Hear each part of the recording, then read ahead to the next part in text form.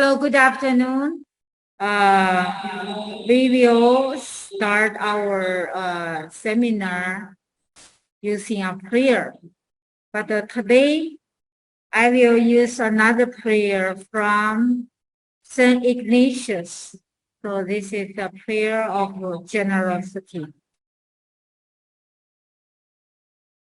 Let us put ourselves in the presence of the Lord. Lord Jesus, teach me to be generous. Teach me to serve as serve, to give and not to count the cost, to fight and not to heed the wounds, to labor and not to rest, to give of myself and not ask for a reward, except the reward of knowing that I am doing your will. Saint Ignatius of Loyola, pray for us. Amen. Let's wait for a few minutes. We will start the seminar. Doc Mike, are you here? Hello, yes, sister, I'm here. Good afternoon, everyone. Yeah. I believe some of you met Doc Mike already. This is her second seminar. Yes. My first lecture was about emotions and your health. The weather is not so good. Please keep warm, keep dry, huh? Good afternoon, everyone. Allow me to share my slides.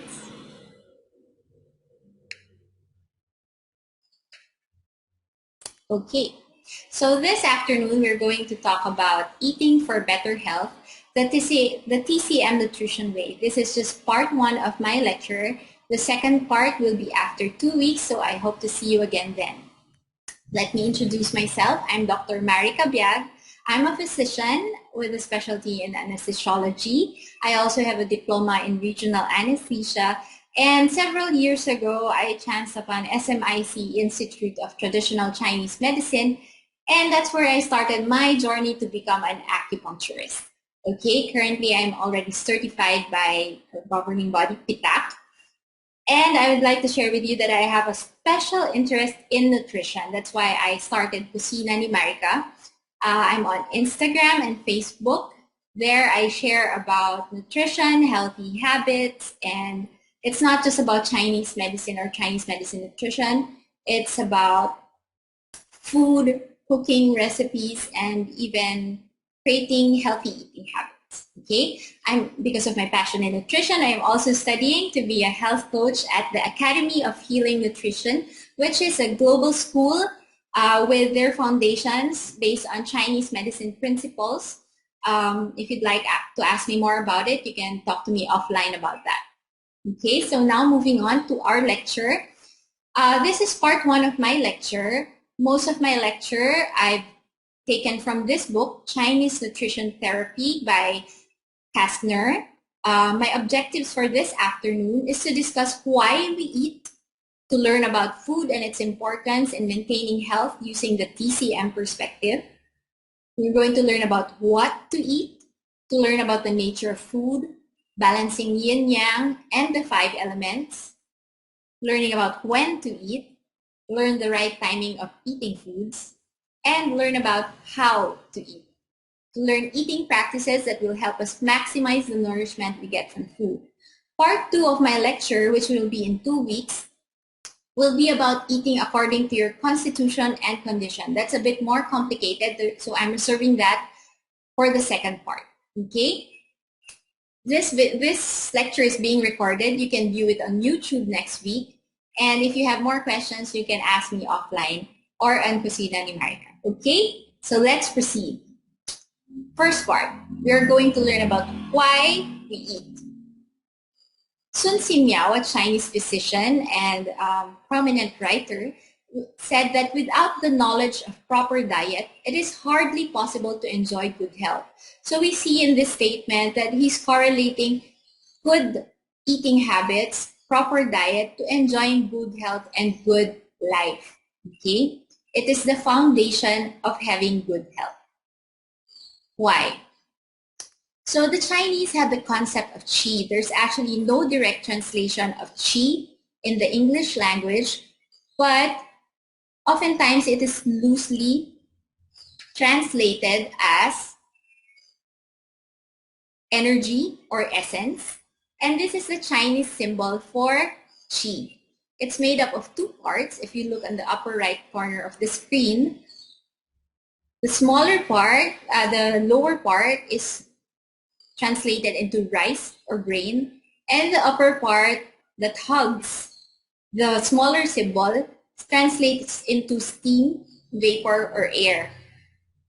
Put together, it means that qi comes from the transformation of the grain or the food into essence or air, vapor, or qi. Okay? So qi comes from the transformation of your food.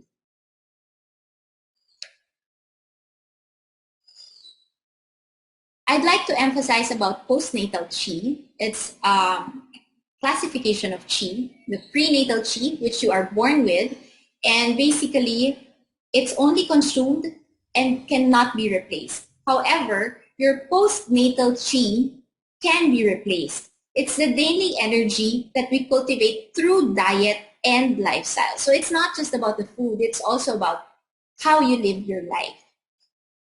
Food qi is labeled as food qi.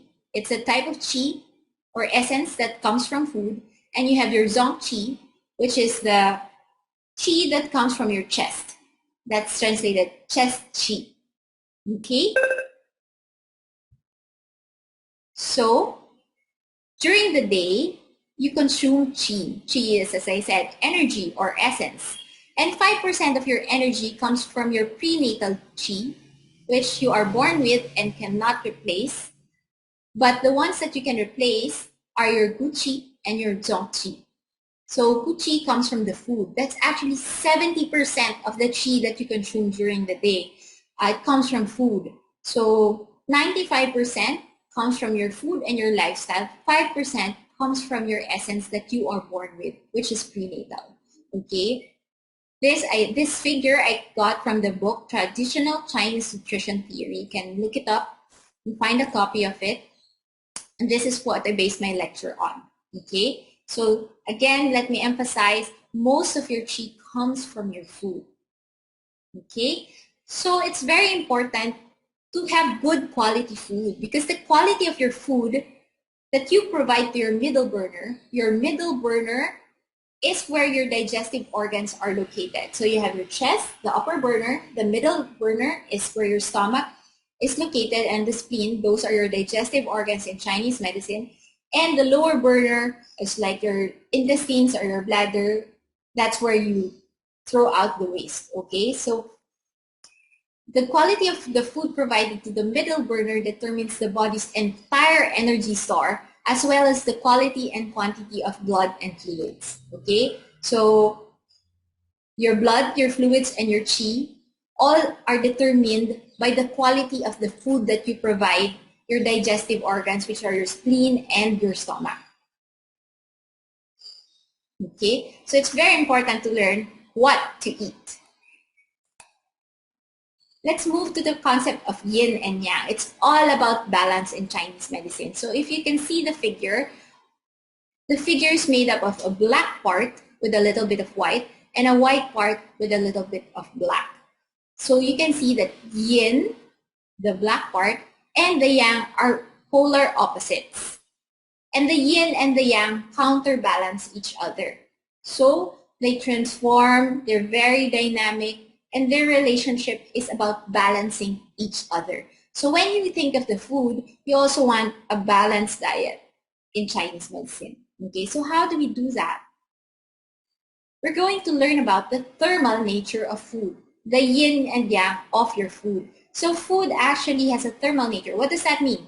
It makes your body warmer or cooler depending on its nature. It doesn't mean that it's the temperature at which you eat your food, okay? It's not the temperature at which you consume your food. For example, an example of this is alcohol. Usually we consume our alcoholic beverages cold, but when we take them into our body becomes hot. On the other end, certain teas, for example, let's say green tea or chrysanthemum tea, when you take it, the tea is actually warm or hot when you sip it, but it's very cooling for your body. So that's the thermal nature of the food, how it makes the body react, okay? Examples of food, you have your gradient here from hot to cool, hot becoming warm. Neutral is the middle part where it doesn't affect your body's temperature that much, and then you have cold, and then you have the cool at the other end of the spectrum. So examples of hot food, alcohol, lamb, cinnamon, and garlic. These are foods that make your body hot. Warming foods, you have your coffee, your beef, chicken, onion, cherry, and peach. Neutral foods, which doesn't affect your body's temperature that much, pork, carrot, cauliflower, potato, rice, and most grains fall under the neutral category. Cold, water. Water is already cold in nature, so if you drink it, even if you drink it warm, it's kind of cooling to your body. Okay? Water, salt, crayfish, asparagus, and watermelon. That's why you have your summer fruit, watermelon, because it's cooling for the body. Cool, most fruit juices are cool in nature. You have your yogurt, your dairy, celery, tofu, and your tarragon. These are all very cool for the body. So if you feel that the environment is hot, you can have more of these. And when you feel that you are feeling cold, you can have more cinnamon, more garlic to warm your body. Okay? That's the thermal nature of your food. You can also influence the thermal nature of your foods through cooking. They say that digestion actually starts in the kitchen. So that's why in Chinese medicine nutrition, they're more in favor of cooked foods because digestion starts in the kitchen. So when you cook your food, your body needs less qi to convert the food into qi. The qi used for digestion is less. So they favor cooked foods over raw foods, okay? Chinese dietetics recognizes over 50 ways of preparing foods. The ways in which foods are prepared exert the most significant influence on the qi or the thermal nature of foods. What does this mean? For example, I have vegetables are actually cold or cooling in nature. That's the thermal nature of your food. Now, if I want my food to have some warmth in it, a warm nature, I will stir fry it. Let me move to my next slide. There. Because stir frying or frying is actually on the hot end of the spectrum, hot end of the thermal nature of your cooking. So that's why there are popular way of cooking vegetables in Chinese nutrition is stir frying because you infuse warmth into the food. It's just a quick stir fry, and then you can even add some warming elements like your ginger, your garlic. So even if the vegetables are actually cold or cool in nature, you can infuse warmth into it. You can influence the nature of the food through cooking. So in this spectrum, excuse me, in the hot spectrum, you have your grilling, your broiling, your frying, your baking, then you have your smoking, and then your simmering. So simmering is cooking it with a little bit of liquids for a long time. This infuses it with a lot of heat. So if you have bone broth, that's actually very hot or warming in nature already. Okay, neutral preparation of food is just simply by blanching, just a little bit of splash of cooking with warm water, okay? And on the cold spectrum, you have eating foods raw, you just chop it up and then eat it. You have pickling, either with brine or with vinegar, or boiling it in plenty of water. So if you cook the cold vegetable in a lot of water, you're actually adding more to its cold nature, okay? Or for example, you have sabaw, soup, and you cook it in a lot of water versus if you simmer it and reduce the water, the reduction in the water makes it hotter. And if you cook it in more water, that's actually more cooling in nature. Okay? So the way you prepare your food actually influences the food you eat. Okay? Next, we're going to learn about the 5 elements. The 5 elements are earth, metal, water, wood, and fire. Just like having the perfect balance of yin and yang, we must also try to find balance among the 5 elements. Each of the 5 elements, I'm sure you've heard about this over and over again with the past lectures, are associated with organs. Okay, so the earth is associated with your yin organ, spleen, your yang organ, stomach. The metal is associated with the lungs and the large intestines. The water is associated with your kidneys and your bladder. The wood element is associated with your liver and your gallbladder. And the fire element is associated with the heart and the small intestines. If you missed some of that, you can go back to it later. But let's focus first on the associated flavor.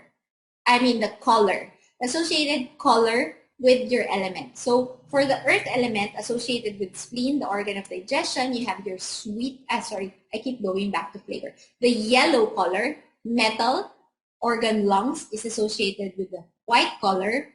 Water associated with your kidneys is colored black. Wood, organ liver is associated with the color green. Fire, organ heart is associated with the color red. So if you eat a certain color, it nourishes the organ that is associated with it. So for example, if I want to nourish my heart, I will eat red colored foods. If I want to nourish my digestive organs, the spleen and the stomach, I will eat yellow foods like my root crops, the kamote, sweet potato, squash, corn, okay? So those are just examples. So here you go. This is a funny slide for me because as you can see, all the colors associated with the elements are represented in this slide. You have your red, your yellow, your green, your black, and your white. But please do not consume these foods liberally, okay? The ones in this photo. It's not what I advocate, okay? Just an association between the food and your color. So you eat to nourish your organs, okay? So eat green colored foods. You can see here green, cauliflower, green colored leaves for your liver and gallbladder. You have your pomegranates, you have your grapefruits, red grapefruits for your heart and small intestines because they're red. Yellow is the color of your spleen and the stomach. So you have your sweet potatoes, your corn, squash. For the lungs and large intestines, the color associated is white. So you have your garlic, you have your ginger. Kidneys and gallbladder is associated with the black color, but gradients of this include blue and purple. So you have your blueberries, your blackberries, black kidney beans, purple cabbage. So just another slide for emphasis. You have your 5 colors theory for Chinese food therapy. The heart is associated with the color red. You eat red colored foods. Spleen with the yellow colored foods. Liver, green leafy vegetables because it's associated with the color green. Lungs, if you want to nourish the lungs, you eat white stuff. You have your mushrooms, your onions, your pear, Chinese pear, that's white. The kidneys, kidney-shaped things, black beans, black sesame, black rice, wood ear. So, for example, how do you apply this? I want to nourish my heart. And the heart, if you glance upon it earlier or if you're familiar with it, is associated with the element of fire. And the fire element is associated with the summer season. So it's very hot. So to cool down, we have watermelon, right? Color of summer, red, hot, summer, cooling using watermelon, which is a red fruit. Okay? So we have a recipe here. I posted it in Cocina ni Marika. Most of the elements in this shake even actually if you just eat your watermelon, it's already cooling. Most of the ingredients in this recipe are actually cooling. For example, you have your mint, your coconut water, or your water. So most of the ingredients are cooling in nature, and it's for your summer season. Okay, so just remember that red heart cooling because it's summer. So this is just an example of how you apply your colors to your elements and associated organs. Next, we're going to move to the flavors, associating the flavors with the organs and the elements. Earth is associated with a sweet flavor, metal with acrid or pungent. Acrid or pungent meaning spicy. For example, you have your ginger. When you have the ginger,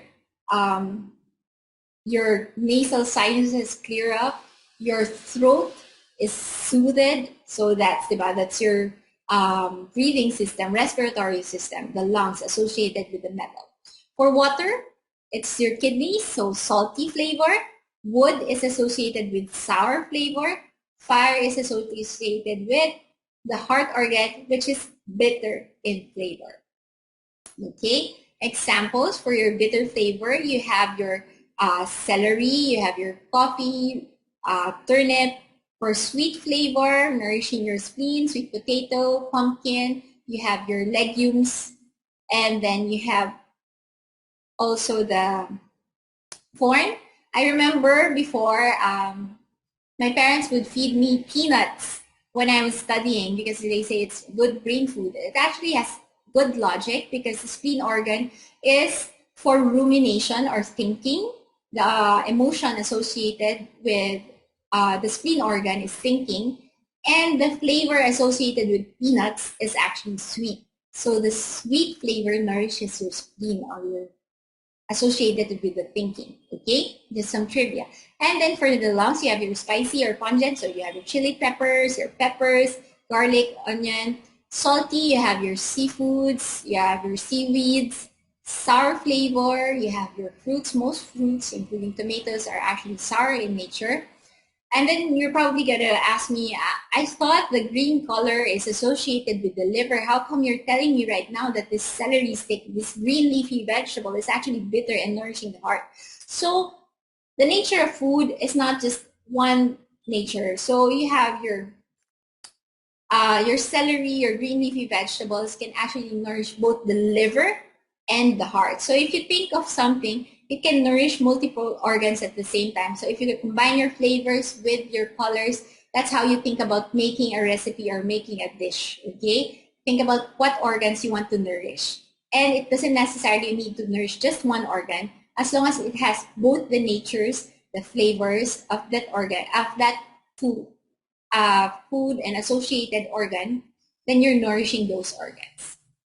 Okay? Just for emphasis, you have the sour flavor. It can calm the body. So imagine if you're having, for example, PMS for the women, and you're very irritable during this time because the liver, that's when it acts up sometimes if there's an imbalance. And what's the emotion associated with it? Anger. So you get very irritable. So just think about it that way. And you crave for sour things before your period. So the sour flavor can calm the body.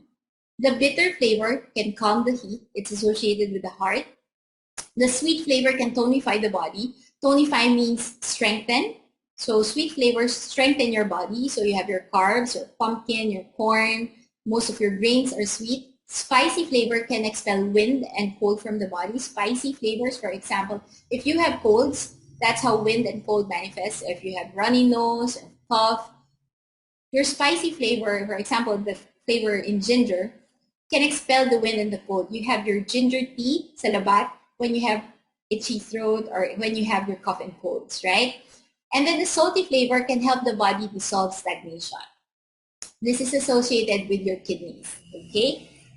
Just examples again, pungent, you have your ginger, onion, spearmint, and chili pepper associated with your lungs. Sweet, honey, rice, sweet corn, and pear associated with your spleen. Sour, most fruits, tomatoes, oranges, pomegranates, plum associated with your liver. Bitter associated with kale, parsley, celery, and coffee. This is associated with your heart. So remember, coffee gives you palpitations, so it enters the heart. Salty, you have your pickles, sauerkraut, seaweed, and barley. This is associated with nourishing your kidneys. Okay? How do you make a balanced plate in Chinese medicine? So they're big on grains and roots because it's a sweet, nourishing flavor and it tonifies your body. It strengthens your body. So majority of the, that's why they have rice bowls very popular in their cuisine. You have 50 to 60%, which is sweet with your grains and root and vegetables. Bitter vegetables, 20%. Sour fruits, vinegar, 10%. Spices, your spicy flavor is 10%, and salty, your salt, your seaweeds, products of the sea, around 10%. And you should limit your dairy, your eggs, and your meat. Limit it to less than 10%. So this is your balanced plate in Chinese medicine. Okay. Here, illustrating balancing the 5 elements in a meal. This is actually from a Korean dish, bibimbap, but they also have their foundation with the 5 elements in their meals. So as you can see, the 5 colors are here. You have your white mushrooms, you have your yellows, you have your greens, black with the seaweeds or nori, and then white, sorry, did I miss a color? The red with your spicy gochujang. So red, all the colors are represented. All the flavors are represented. You have your sweets, sweet rice, sweet grains, the spicy, the sour with your pickles, and then the salty with your seaweeds. All these flavors are represented. And the methods of cooking are also balancing the yin and the yang. You have your cold, cooling ways of cooking or preparing food, which is your pickling, and then the warmer ways, which is the stew or the cooking for a long time. So, or grilling, you grill your food. So that's on the hot end of the spectrum, and the pickling with the cooling nature. So all of those, the yin and yang and the 5 elements are all being tried to be balanced in this meal. It's a very good example of balancing your meal. And again, just to remind all of you, only 10% of your meal should be meat, dairy, or eggs. Okay? Question 3, when should you eat? You should eat according to the season. So each element is associated with the season. The earth element is associated with late summer, metal with autumn, water with winter, wood with spring, and fire with summer. A good example of eating with the elements, eating according to the season, is for the metal element, the autumn season. So autumn is when the winds start to blow stronger and colder. The metal element is associated with your lungs. So during this season, you try to protect your lungs. So let's review. What is associated with the lungs that you can eat so that you can nourish your lungs? White colored foods and acrid or pungent or spicy food. Okay? So when it's autumn, you eat white food and acrid or pungent food. I have a recipe. It's a pear tea or a pear soup. You can actually eat the pear that you boiled here. Just chop up your pear, add some ginger, add the water, and then you boil it, simmer it until it reduces to half. Okay? Now, the pear is colored white. White is associated with the lungs. Ginger is associated also with the color white. And at the same time, its flavor is actually spicy, pungent, or acrid. So this is very nourishing for your lungs. So I would recommend this if you have colds, if you have cough. This is very good. I actually read from a post in Good Food Community. They have a customer who boiled pear because they had post-COVID symptoms of cough. It wouldn't go away even if they were already COVID negative. So this is very good for your lungs. If you have symptoms associated with the lungs, this recipe is very good for you. I also added, this is optional, but it's very nourishing for you, goji berries and red dates, which are also tonifying for your body. Okay? Okay. If you miss out on the recipes, it's okay. You can just visit Kusina ni Marika on Instagram or Facebook and you can find it there. You also eat, when do you eat? You eat according to the time of the day. Okay? I'm going to present to you the horary clock. This is the horary clock. It just means that there are 2 hours associated with each organ. So the stomach is associated with the time 7 to 9 a.m. and your spleen organ is from 9 to 11 a.m. This is the time that they are functioning optimally. They are at their optimal capacity. So this is the time that you actually give them work to do. Okay? In the evening is more of the yin phase, the darker phase, the cooler phase, the time when there is less activity. So during the evening, your digestive organs are actually at their weakest. And any heavy meal that you have in the evening will actually burden your digestive organs, which are your stomach and spleen chi. So avoid eating heavy meals in the evening. Most of your meals should be during the yang phase between 7 a.m. to 11 a.m. because it is a time for your digestive organs, your spleen, and your stomach. Okay? Last, we're going to discuss how to eat optimally so that you can get the most out of your food. First of all, you choose high quality ingredients. The quality of your ingredients, the quality of your food determines the quality of the chi that you produce. Fresh foods contain the most chi. And the less processed it is, the more chi that it actually has. So if you compare, let's say, orange, the fruit, versus juiced orange versus boxed orange juice, the most chi you can get from the orange fruit. The least chi you can actually get from the most processed food, which is your boxed orange juice or the powdered flavored, orange flavored juice. Okay? So just to emphasize, most processing methods and food preservation can denature your chi and degrade the food quality. This is actually in alignment with Western medicine in advocating for whole foods. Okay? The fresher the food, the more chi that it has. You go to the source. How much food should you eat? You should stop when it tastes best. Eat only until you are 70 to 80% full. Okay? That's when you enjoy the food the most. Because if you go to full capacity of your digestive organs, this is going to tax your digestive organs. This is going to burden them. Filipinos are fond of saying mas sulit kapag they go, I'm so full. But that actually consumes more chi because your body is trying to bring all the chi to your digestive organs to transform the food into the chi. Okay?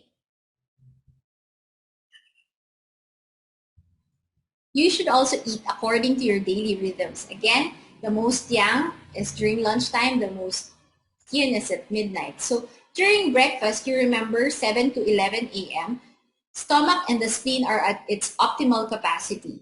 Eat energetically warming foods that support the spleen and the stomach, and avoid energetically cold and dampness-inducing foods because the stomach doesn't like cold foods and the spleen doesn't like dampness-forming foods.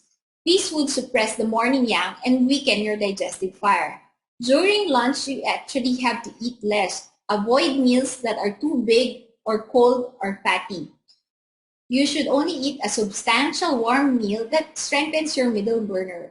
Remember, after lunch, you get sleepy when you eat and it's too much for your digestion. It's because all of the energy goes to digesting the food in your stomach. That's why you get sleepy. And for dinner, this is the more yin time of the day. You should avoid energetically hot and stimulating foods. So again, no coffee, no hot foods, no ginger tea at bedtime because these are energetically hot and stimulating foods. If you're fond of having tea during the evening, I would probably recommend floral teas, chrysanthemum, lavender teas. Those are lighter and more yin in nature. Okay? Just to emphasize, eat a hearty breakfast, eat like a king, a smaller lunch, and a frugal meal in the evening.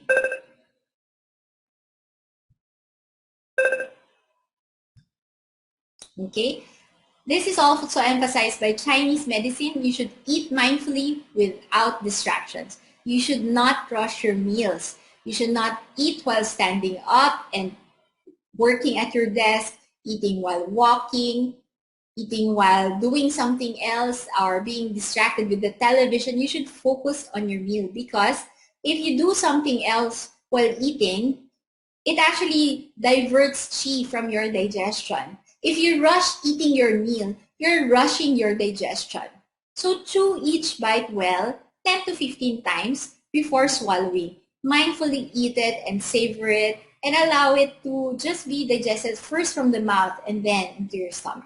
Okay? So eat mindfully without distractions. Take your time and savor your meal to maximize the benefits out of your meal. Next, you should only drink a small amount of liquid during meals, because as I mentioned a while ago, water is already yin in nature, or cool or cooling in nature. Imagine your stomach as a big cauldron where you transform your food into the chi. The stomach is the one that mechanically digests your food, macerating it, and the spleen is actually the one that transforms it into chi.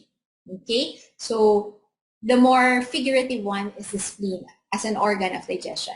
Now, in your big cauldron, the spleen heats up the stomach and gives it energy to digest all of your food. Imagine when it's already boiling and cooking, you douse it with a glass of water. What happens? The boiling stops. And then you'll need more fire again to keep the water boiling, to keep your soup boiling, to keep your food digesting in the pot of your stomach.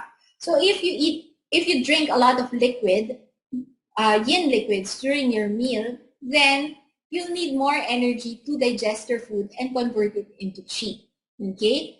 Another, if you've ever gone to China, or if you've gone to a Chinese restaurant and you ask for water, they'll probably give you hot or warm water, because drinking cold water drowns the stomach's digestive fire. So drinking cold water, especially during eating, is a big no-no in Chinese medicine nutrition. You should try this. It's very helpful for you. And if you have problems with digestion, switch to warm water immediately. Okay? Just to summarize some key takeaways in this lecture, the benefits of medicine are not as great as those of good nutrition. Good nutrition is the foundation of good health. How do you create a balanced meal in Chinese medicine? Majority of it, 50 to 60%, is from your sweet flavor, your grains, and your root crops.